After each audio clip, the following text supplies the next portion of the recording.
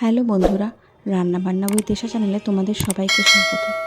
আচ্ছা, পনির বাটার মশলা, chicken butter মশলা এগুলো তো তোমরা সব পেঁয়াজ আদা রসুন দিয়ে তৈরি করেছো, কিন্তু আজকে আমি তোমাদের তৈরি করে দেখাবো পনির বাটার মশলা উইদাউট পেঁয়াজ আর রসুন। তো দেখে নেওয়া যাক রেসিপিটা। দেখো, প্রথমে নিয়ে নিয়েছি পনিরটাকে আমি ম্যারিনেট করেছি নুন, গোলমরিচ আর কর্নফ্লাওয়ার, ময়দা দিয়ে। পেস্টটা করে রেখেছি হচ্ছে আদা, কাঁচা লঙ্কা, কাজু পোস্ত, দই দিয়ে। আর এই যে ভাজা মশলাটা, এটা শুকনো লঙ্কা, তেজপাতা, জিরে, ধনে আর গরম মশলাটাকে ভালো করে শুকনো খোলায় ভেজে গুঁড়ো করে নিয়েছি। এবার কড়াইতে আমি তেল আর একটুখানি বাটার দিয়ে ভালো করে গরম করে নিচ্ছি।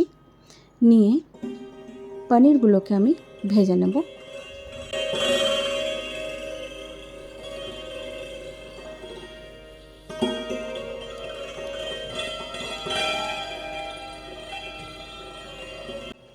পনিরটা অনেকেই কাঁচা দিয়ে দেয়, বাট আমি কোটিং করি। কোটিংটা করলে অনেক বেশি টেস্ট ভালো হয়।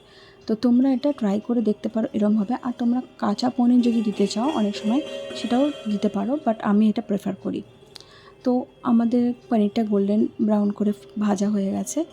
এবার আমি তেলের মধ্যে আমি যে পেস্টটা তৈরি করেছিলাম আদা, কাঁচা লঙ্কা, কাজু আর পোস্ত, দই দিয়ে, সেই পেস্টটা দিয়ে আঁচটা কম করে ভালো করে ভেজে নিচ্ছি। কিছুক্ষণ ভাজার পর আমি কালারের জন্য কাশ্মীরি লঙ্কার গুঁড়ো দিয়ে দিচ্ছি। তোমরা এটা দিতেও পারো, আবার নাও দিতে পারো।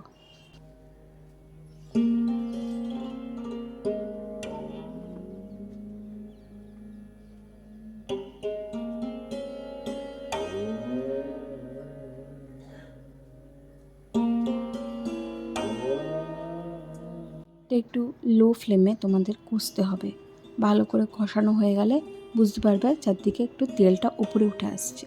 এবার ওর ভেতরে একটুখানি নুন দিয়ে দিচ্ছি আর চিনি দিয়ে দেবো।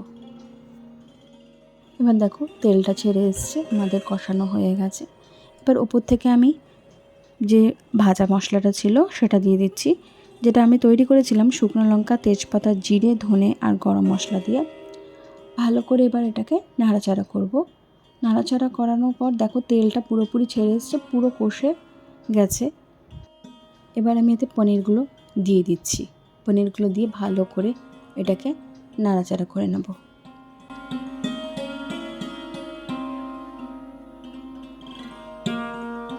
এবার দেখো মোটামুটি কষানো হয়ে এসছে। পনিরটাকে দিয়ে আমি ভালো করে কষিয়ে নেবো যাতে পনিরের ভেতরে মশলাগুলো ঢুকে যায়। এবার আমি এতে একটুখানি জল ঢেলে দিচ্ছি। জলটা দিয়ে ভালো করে ফুটিয়ে নিলেই আমাদের বাটার মশলা অলমোস্ট রেডি।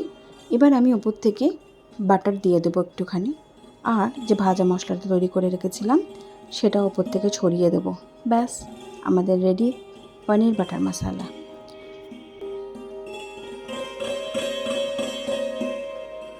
রেসিপিটা যদি ভালো লেগে থাকে তাহলে অবশ্যই বাড়িতে ট্রাই করো, আর কমেন্টে জানিও কেমন লাগলো। আর এটাও কমেন্টে জানিও আর কী কী রেসিপি তোমরা দেখতে চাও। ভালো লাগলে সাবস্ক্রাইব করে দিও আর লাইক করতে ভুলো না কিন্তু। Thank you so much. পরে আর একটা নতুন কোনো ভালো রেসিপি নিয়ে তোমাদের সামনে আবার হাজির হয়ে যাব। ভালো থেকো সবাই, বাই।